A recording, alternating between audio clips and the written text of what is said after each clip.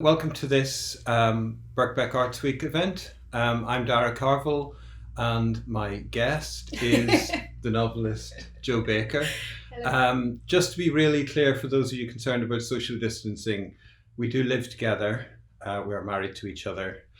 So Jo is a novelist originally from Lancashire, and she was educated at Oxford and Queen's University Belfast, and she is the author of 7 novels: Offcomer from 2002, The Mermaid's Child 2005, The Telling 2008, The Picture Book 2011. Perhaps her most celebrated work then is Longbourn, 2013. We'll talk a bit about Longbourn. That was followed in 2016 by A Country Road, a Tree. And her most recent book, which she's going to be reading from today, is The Body Lies, which came out in hardback in 2019 and is about to arrive in paperback. So, Jo, welcome to Arts Week. Thank you. Lovely to be here. So I'm going to begin with a couple of readings from the book and just give you a little bit of background about it. It's the story of a young unnamed writer who takes a job at a campus university, an isolated university in the north of England. And she's pursued this job. This job seems almost too good to be true, but she wanted it desperately because she wanted to get out of the big city following an assault. She was assaulted in the street. So the idea is to find somewhere safe to be for her and her small child, her little boy. And she finds this job, she gets herself a cottage in the country, and it seems almost too good to be true. There are even roses around the door, but the roses are already beginning to fade, the petals are falling as she moves in. A little bit of foreshadowing there.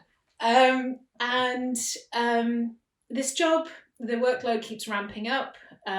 She's on her own with the child a lot of the time, and the classroom dynamics become really difficult. She has this brilliant student who's clearly very troubled as well. And winter is coming on.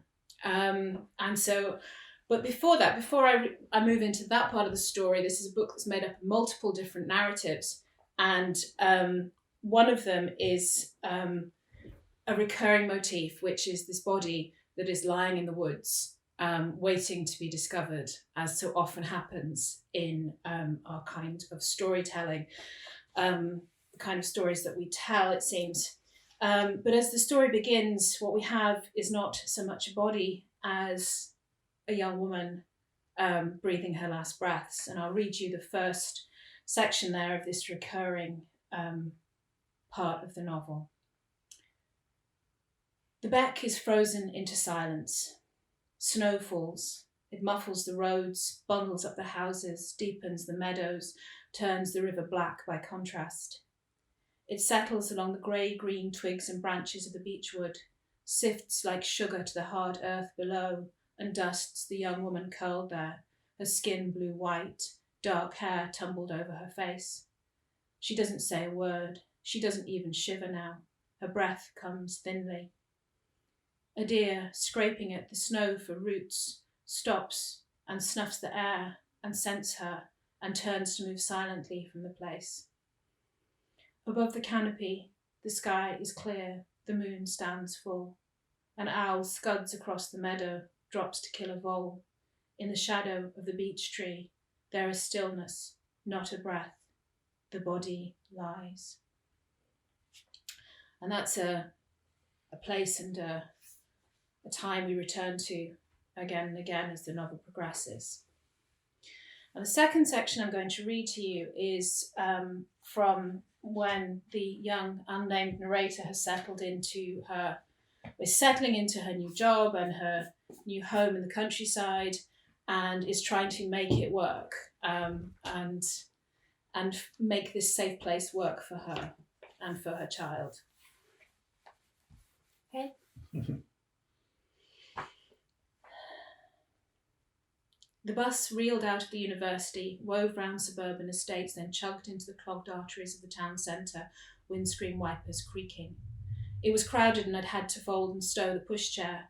We sat at the front, Sammy sideways on my knee.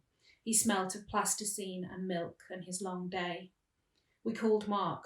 I told him about the lecture strand, the teacher training course, the reading list.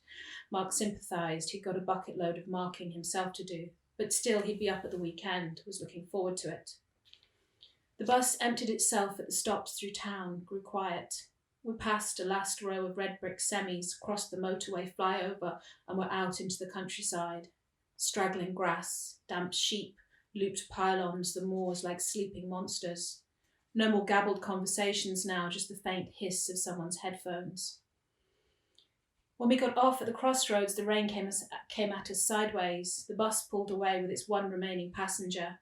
Grey jacket, beanie, headphones, angles of jaw and cheekbone through the misty, dirt-grained window. By the time I got Sammy into the pushchair and hauled the weather shield down over him, I was soaked through. We trudged up towards the house. At the farm, the cowshed was full of steam and shifting black and white. Here and there a head was raised and huge dark eyes stared back at me. Sammy had gone quiet. I bobbed down to check on him. He was wide awake, sitting forward in the pushchair, his little fingers pressed against the inside of the rain cover, following the glittering raindrops with his fingertips. He smiled me a big wet smile. We rattled on through the yard past a huddle of crates and pallets and an old timber barrel lying on its side, where a dog leapt out at us. We both yelled in shock, matching the noise of its barking. I swerved the pushchair aside. The dog stopped just short of us, right out at the end of its chain. Sammy wailed. I held up a hand towards the dog, palm up. Easy there, easy. Moss, someone yelled. Moss! A man came pounding up towards us in his cut-off wellies, a shotgun case on his shoulder. Moss now, that'll do. She went silent, the chain slackened and snaked on the ground as she turned to go to him. Galas, he touched her head with his free hand and went to let her off her chain. Please don't. It's all right. Released, she just sat down and looked up at him. Her tail swept the wet tarmac. She was matted and dirty and her coat sparkled with water. I'm John Metcalf, the man said, and offered his hand. This is my farm. His face was deep-lined, lean, shadowed by upturned collar and the brim of his cap. I shook his hand. It was cold and hard.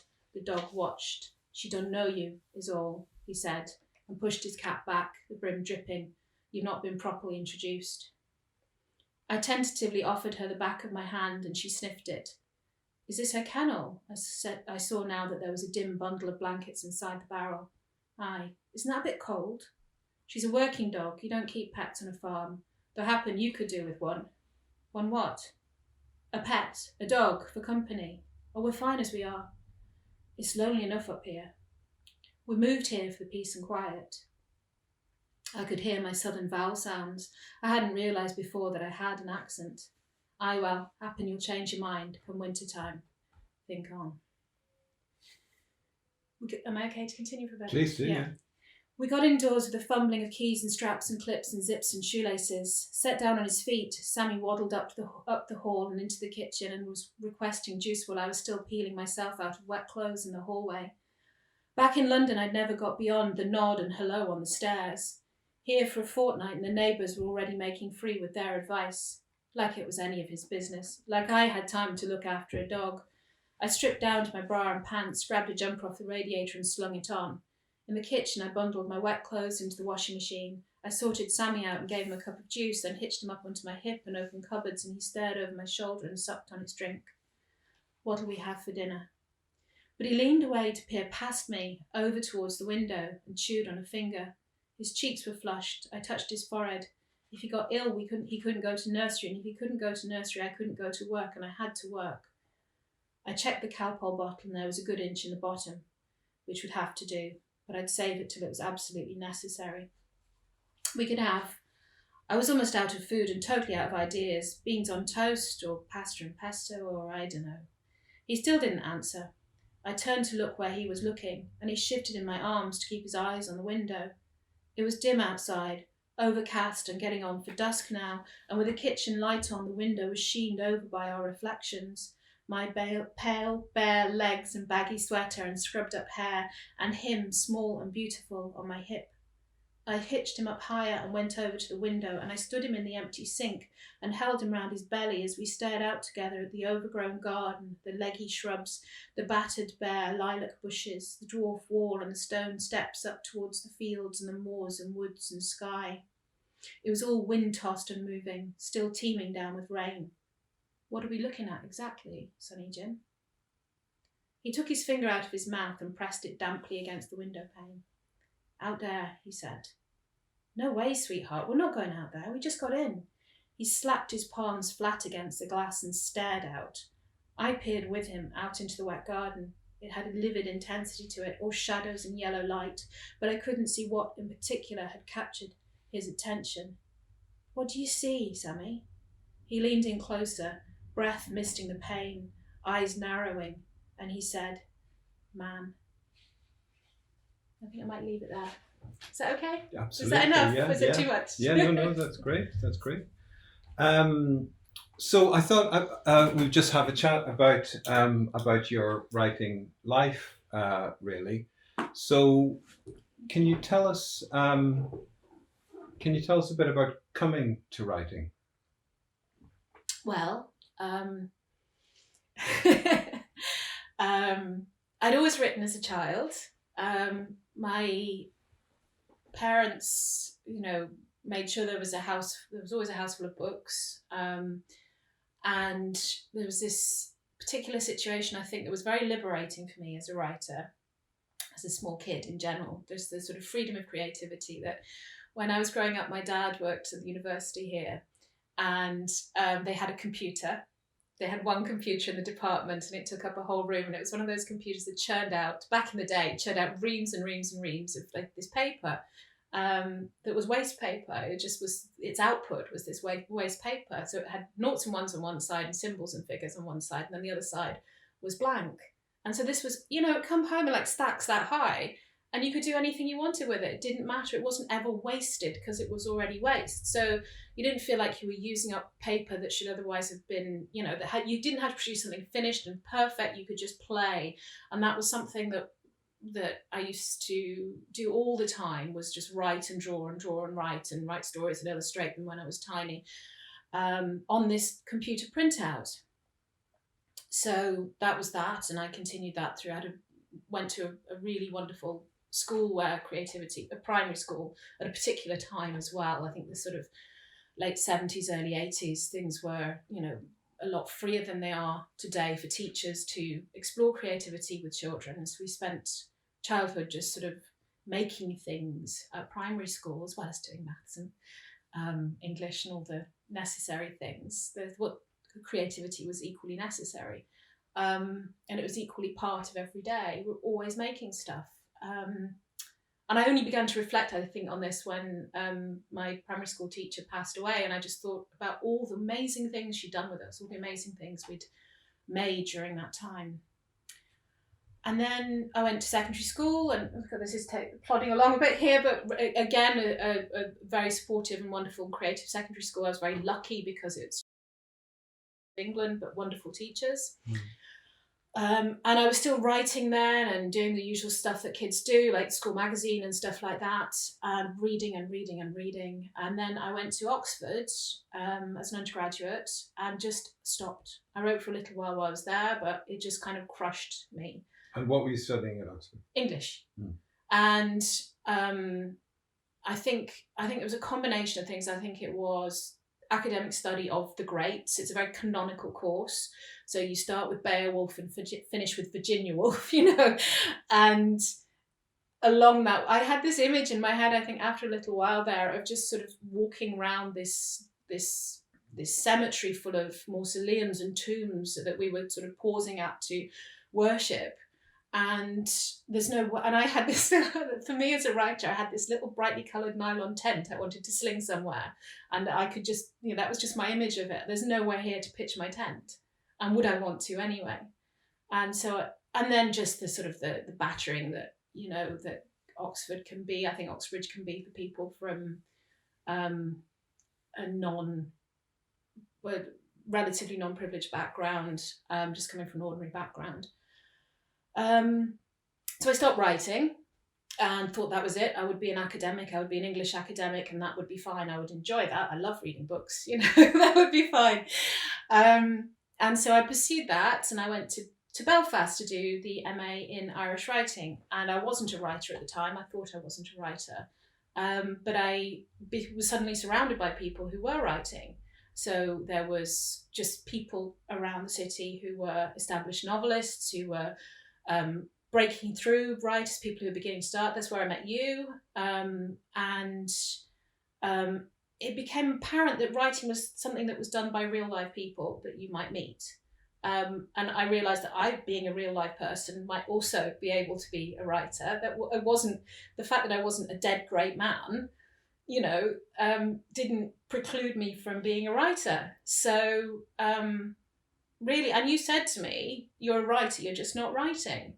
Sorry, it's weird to have to remind you of this stuff in this context. Do you remember when you said that? And you lent me your computer, because I didn't even have a computer of my own at the time. Do you remember me bashing out a short story on that great big clunky thing in the flat? It was not exactly state of the art even then, I think. No. Cash converters computer, yeah. Where were we? Belfast. Starting to write.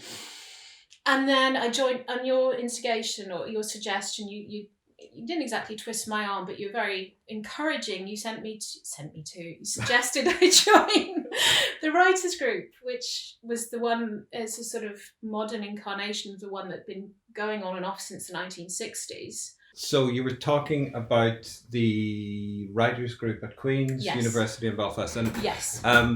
Just for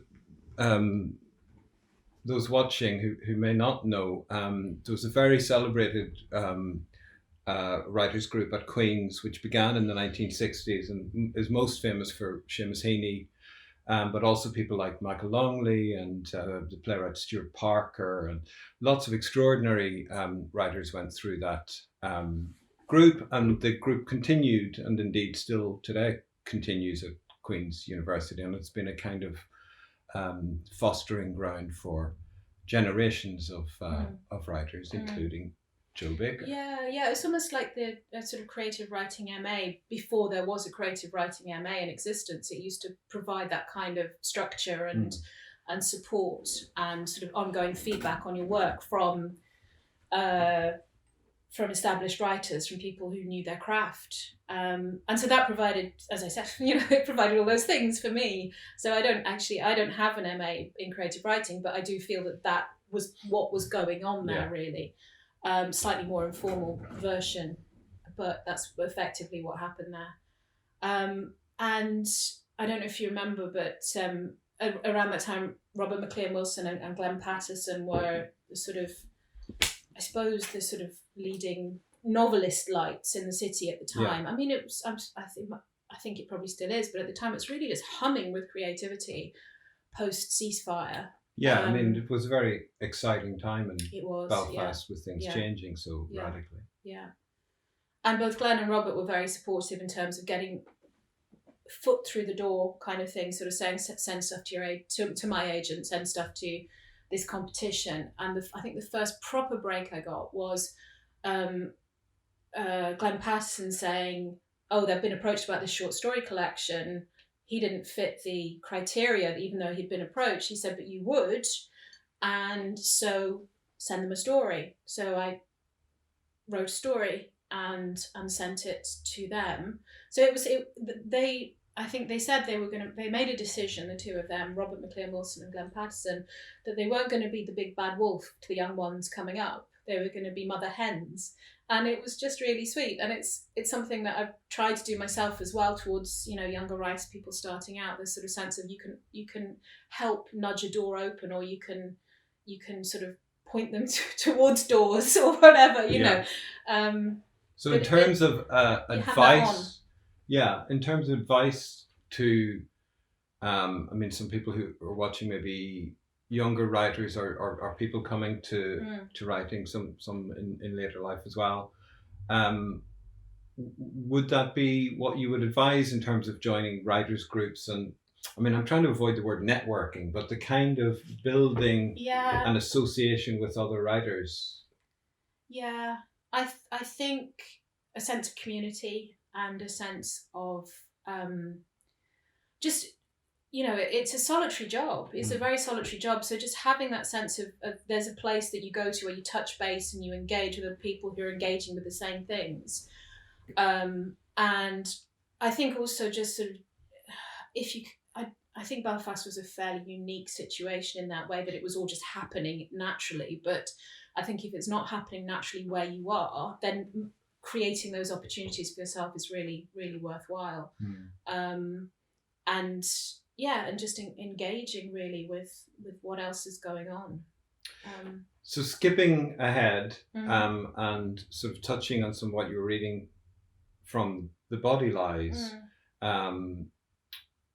you later started teaching creative writing at Lancaster University, coming back to England. How did that influence, I mean, obviously it's influenced this current book, but how did it influence your writing practice, combining your own writing with teaching? I think there are pros and cons to the situation as a practitioner. For me, I think it really sharpened my writing practice. The time pressure partly, but not primarily. I think just the fact of you become a better diagnostician. If you're confronting other people's work constantly, you can see what's working and what's not working, and then having that critical eye, you can then just turn on your own work and be just much more practical, much brisker in the that's got to go kind of approach things. And also just in what another thing that happens alongside that is you can internalize that process a bit, so that you don't waste the time on writing it and then cutting it quite so much. You sort of like you've got better structures established through this practice that mean that you know where you're going before you start. You've got the thing mapped out to a greater or lesser extent. You're not writing so much exploratively, I think, as with the you're not sort of opening out the terrain so much anymore as you write. You've already done that before the writing happens to some degree, I think. And what are the cons? You said there were pros and cons. Oh, okay. The cons are exhaustion, I think. I don't think every academic institution, they're not all the same, but my teaching load was, it was high and it grew. And I mean, another pro, if I may, as well, is just I really enjoyed working with students, and I miss that. I still miss that. Just the sort of the energy and dynamism and enthusiasm, particularly from undergraduates, I found, who, it was still explosive creativity, enthusiastic creativity, rather than looking towards, not wanting necessarily to get this published, but just to write. And that was always very enjoyable and very sort of enthusing for me. But I was constantly knackered, and I used to write, as you'll remember, between the hours of about 3 a.m. or 5 a.m. and 7, usually about 3, get up at 3, go downstairs, write until the kids got up. And you can't do that forever. I was constantly jet lagged. I remember my head just kind of swimming as I was teaching an MA class and thinking, they're not getting the best of me at the moment. If I haven't, But, I mean, an RSI, that's another con. Yeah, sorry. But at the same time, how do you guard against... because what happened to you at Oxford was that writing was taken away from you, the kind of permission to write, and it became something that, as someone who was a natural writer, it sort of became something that was almost forbidden. How do you, as a teacher, how do you, how can you be kind of as exigent as you need to be as a teacher of creative writing, while also allowing students to retain their kind of enthusiasm and excitement? Do you see what I mean? Yeah. I think that's a constant. So you just sort of dance around that the entire time. I think it's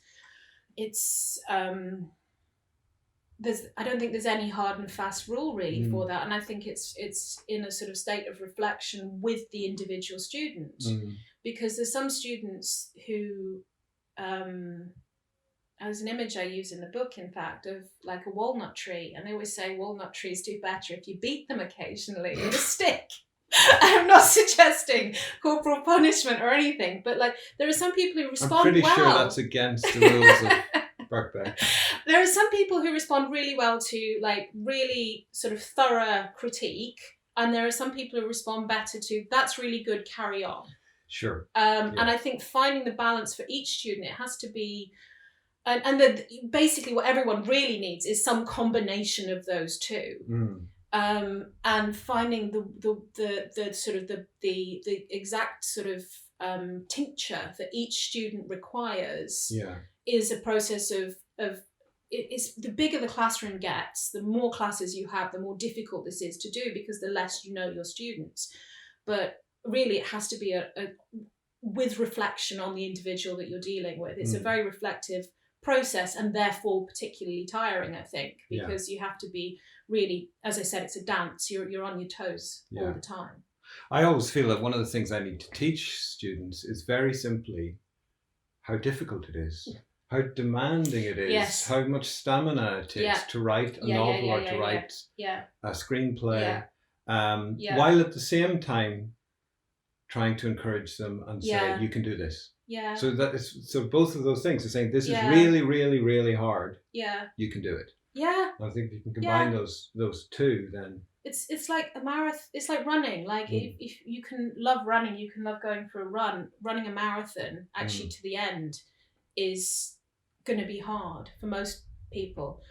And I think retaining some of the joy of the first draft through to the final plodding, gotta fix this, can't fix this kind of stage, I think you go through with almost every project. But trying to retain a sense of that first joy of the thing, the enthusiasm you felt before you put pen to paper. It's a difficult balance. I'm not saying, I don't know that I always get it right, but... Well, that sort of brings us to Longbourn in a way, because you were talking earlier about your love of reading as a child, and I know that Austen was a huge part of that. And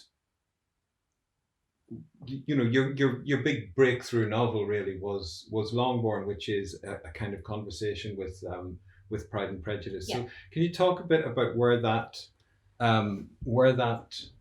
book came from, and how it sort of changed your writing life? So Longbourn began with a sort of fangirl love of Austen. I've been rereading her since I was 12, just was introduced to her by my friend Emma, who I got to know when I was 12, and we ended up sitting next to each other in almost everything. And she said her name was Emma, and that she was named Emma after Emma from Emma. And I was like, what's Emma? And she was just appalled and just started lending me books. So I have a clear visual memory of the first copy of an Austen book that I ever held in my hands, which was kind of a white cover. It was Emma, and it had this kind of misty illustration on the front, very sort of early 80s kind of bit of design. And rereading her ever since, not Emma, but Austen. And, even to the degree that as a kid I was reading the Juvenilia, I'd mined the entire seam and was kind of trying to find more stuff, but that was it, it was over and gone. Finally, you had to write your own. I had to write one because of a lack, I just needed more. And I think that's true of a lot of people. If you look at how much Austen spin-off stuff there is online, which I only did once I'd written the first draft of Longbourn and checked my title hadn't already been used, I was like, oh my God, there's so much out there. Where was I? Yeah, rereading Austen. And I also have this kind of weird dynamic with Austen because I know my family were in service not so long ago. Like my grandparents' generation, on my mum's side, all worked in service. So I'm sort of aware of this strange dynamic. By service, you mean? Oh, I mean sort of domestic. They were servants. Yeah. Sorry, it's a sort of technical term, I suppose. But to be in service is how it was talked about at the time. Oh, really? Yeah. So they were domestic, they were maids and housekeepers and stuff like that, depending on where they were in their career. And so I've always known, however much I love Austen's world, even if I was in Austen's world, in some kind of magic sort of open the... Lost in Austen. Yeah, that kind of thing, that I wouldn't fit on class terms. That I'm far more likely to be cleaning those muddy petticoats than actually getting to muddy the petticoats by walking to Netherfield. So there was that dynamic, love but don't belong kind of thing. And then I remember one day, I think I had the flu or something, I was duvet day, cracked spine copy of Pride and Prejudice, comfort reading, and I got stuck on one line, and the whole of Longbourn comes really from just that one line in Pride and Prejudice, which was the very shoe roses for the context is that it's been raining for days and this ball is going to happen, the Netherfield ball, but the Bennet sisters aren't going to go out into that kind of weather. The roads are really filthy, all the paths are knee deep in mud, there's no way the Bennet sisters are going to venture forth. And so, and this is the line, the very shoe roses for Netherfield were got by proxy. And I thought, who's proxy? Who is this person who has to go out in this dreadful weather and get their shoes soaked and get soaked in rain and walk all the way to Meryton to get shoe roses, which are these little sort of pretty pom-pommy flower things that you attach to the front of your dancing shoes. They look pretty when they peep out from underneath your ball gown. So some poor so-and-so has got to walk to get these things for them. And I realised in that world, that's who I am. That's where I belong. I'm proxy. Or, someone from my class, someone from my background is proxy. And I started to then notice, you bought me a new copy, beautiful edition, which I then destroyed with a pencil effectively. Started to notice all these ghostly presences in the text where a message was delivered, these passive constructions that actually require human agency. So a message was delivered. Well, who delivered the message? And what are they doing while someone's getting that hot pressed piece of paper upstairs and someone else is scrambling for paper to write a reply, or who is this person and what's the encounter like in the downstairs kitchen? Who else is in the house already? I could account for Mr. Hill, Mrs. Hill, who gets named, and there is another 2 male servants, so I sort of figured out who they might be and what their backgrounds might be. There's a housemaid who gets a name, Sarah, but then there's another housemaid who doesn't get named.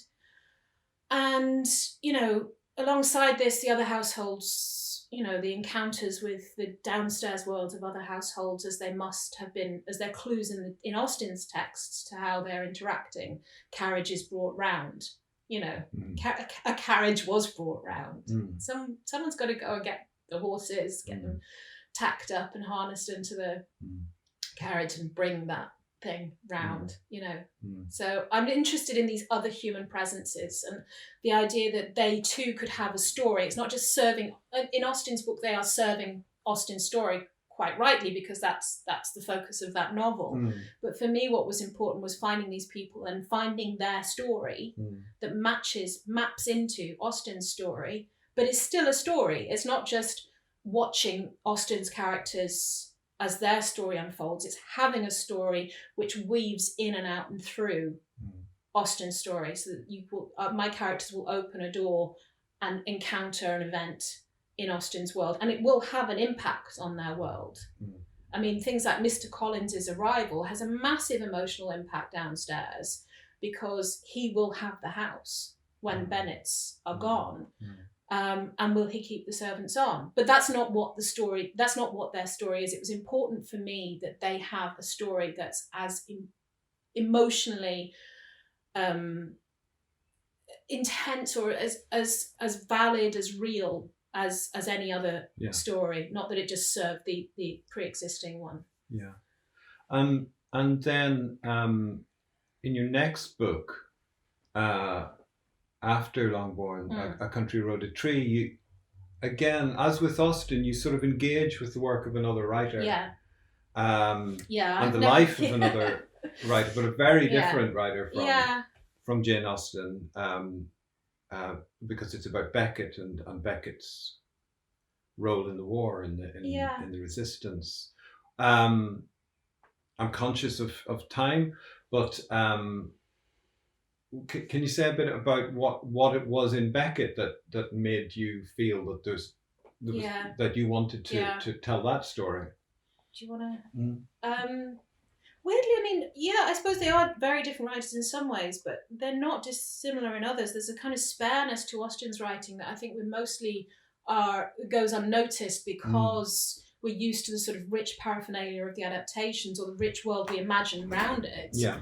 But her writing is very spare and very socially constructed through dialogue. So there are you could draw some interesting links there. What interested me about Becket, particularly Beckett's later writing, but what interested me about Becket was this gap between his early stuff and his late. And I encountered that first doing the MA in Irish writing at Queen's in Belfast.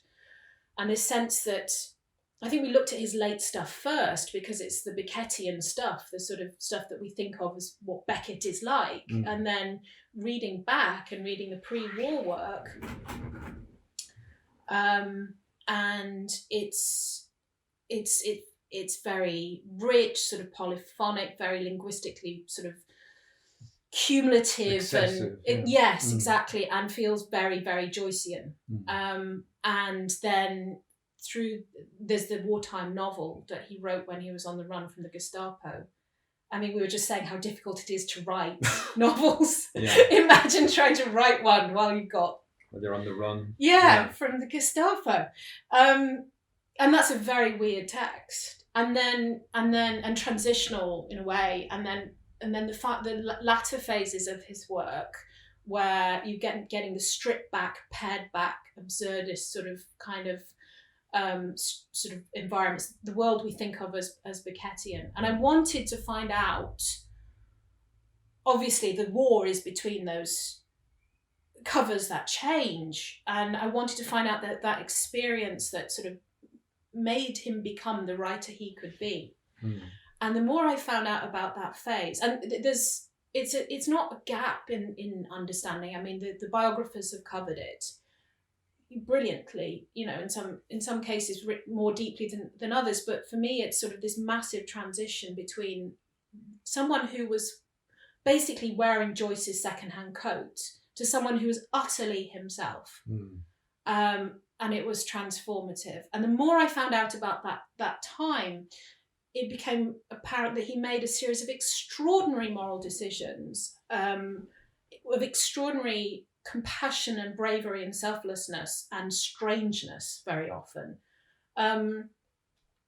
And I just sort of found that in itself, those turning points, those decisions to go back. He was in Ireland when the war broke out. He decided to go back towards the front line of the war. Into danger, to Paris to be with his partner and his friends.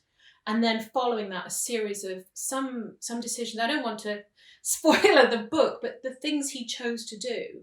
This is what we say about creative writing sometimes. When you're writing a story, character is revealed when a choice is made and the choice is not easy. And it's a difficult decision. And he makes some difficult decisions and consistently chooses the sort of the altruistic, the ethically brave decision, the thing that isn't easy, he chooses to do. And that's also true of him as a writer as well. There are easier things to do than what he does, which is, he just transforms himself as well as his work through this process. And, for me, that was kind of like, as with Austen, I'm kind of, this is, if I was a slightly different person, I'd be probably writing academic essays about this tangle I'm in with this other writer. I want to know about this thing. I want to understand this more. And I've got questions. I've got, I'm interested. And so what happens is I find myself writing a novel about it to find out what's going on there. If that makes sense. It completely makes sense. it reminds me a little bit of what Tom Stoppard says about writing a play, is that it's the sanest way of having an argument with yourself. Yes, There's stuff you're trying to work out, and this is a creative way of doing that. And that leads us to The Body Lies, because I don't know if you'd quite say it's a trilogy, but Longbourn and A Country Road a Tree both engage with these writers and with the kinds of story these writers tell. And The Body Lies is also an engagement with writing and story, and it comes out of a very interesting moment with the Me Too movement. So I wonder, can you talk a little bit about that? And you touched on it in the reading, that sort of opening image of the dead or dying woman, and that being such a kind of central trope in so much crime fiction and crime drama. Yeah. Can you talk about that? Yeah, so that's something that I found I was encountering all the time. The eroticized dead female body. It's not always what crime fiction does, and I think the best crime fiction, best crime drama does more complicated things, but it is a returning trope, and it's one that I find really uncomfortable.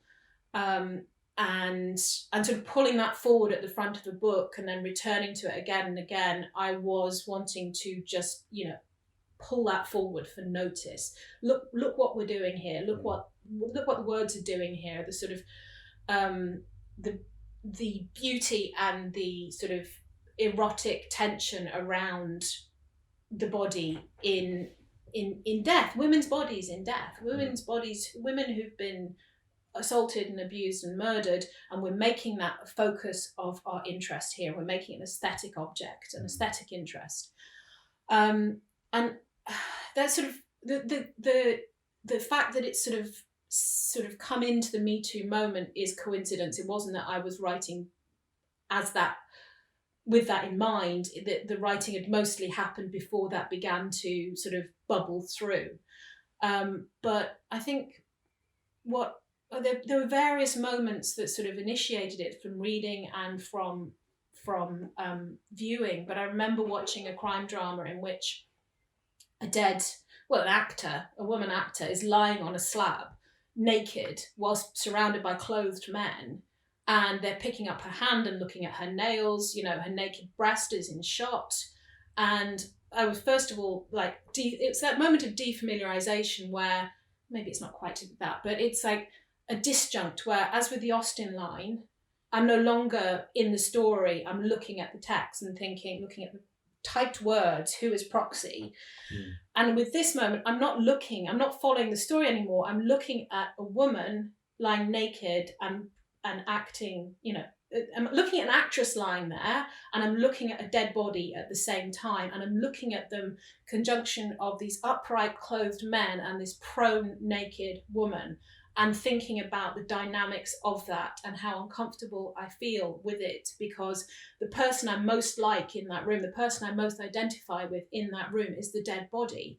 And there's a lack of agency in that role, a total lack of agency. So men are gathering information from this body. They're checking who she's clawed as she's died. They're checking whether she's been raped or they're checking all this stuff, and they're constructing a story for her out of her body. And this is the story we're going to watch. And this is what's laid out for entertainment, both this body and this story. And I wanted to pull that into focus and allow for that to be noticed in a way that just foregrounds it, pulls it forward and says, so what are we doing here when we do this? And what is that like for the millions of women who are watching this, who have themselves been abused, who have been violently assaulted? What is it like to be that these are the stories that we're telling so much? So that's kind of what the book is doing on one level, is engaging with those things. And because it's also set in a university and it's around a creative writing course, there are different writers writing different kinds of stories within the text. much of a challenge was that to write these different voices and I love storytelling? doing it. I just love that aspect of it. I think once you know a character, you can write the stories that they would write quite happily. And I have this sort of range of different speakers within the and it sort of takes the pressure off as well. Like I wrote a series of these kind of fantastical realist short stories. I didn't write them, Karen wrote them, so they're Karen stories, so I can just let them be, they are what they are, and they're weird and they're funny and they're quirky. I don't have to take responsibility for them. They're Karens. There's this bit about this woman who turns into an owl, and there's another one. So I enjoyed doing various voices, and and just being inside different heads. Some different heads are nicer to be in than others, but I think if you need to know your characters in order to write a story, and if you know your characters, then you can write the story that they would write. If you see what I mean. Yeah.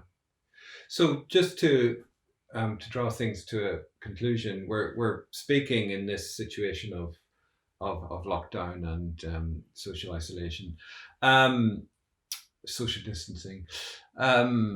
So how has that physical distancing? I think we. Is that what it is? Yeah, it's nicer. Okay.